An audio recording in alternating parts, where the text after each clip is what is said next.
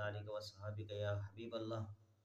حضور صلی اللہ علیہ وسلم کی بارگاہ میں ایک صحابی آیا اور عرض کرنے لگا، یا رسول اللہ میں بہت زیادہ پریشان ہوں، تنگ دست ہوں اور مالی وسائل نہیں ہیں، یا رسول اللہ مجھے کچھ عنایت فرمائے، کچھ عطا فرمائے۔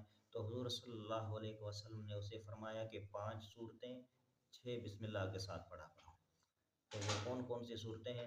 سورہ کافرون، سورہ نصر، سورہ اخلاص، سورہ فلق اور سورہ ناس۔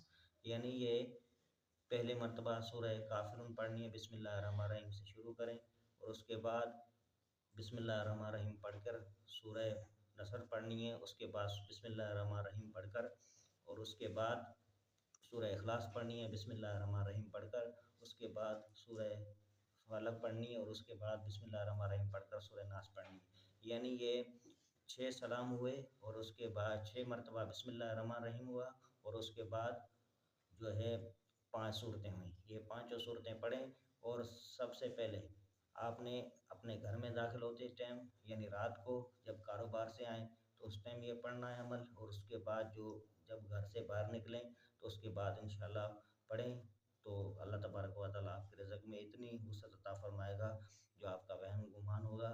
تو انشاءاللہ یہ عمل کریں، اللہ تبارک و تعالیٰ حضور کے صدقے انشاءاللہ آپ کو بے انتہا رزق عطا فرمائے گا۔ السلام علیکم ورحمۃ اللہ۔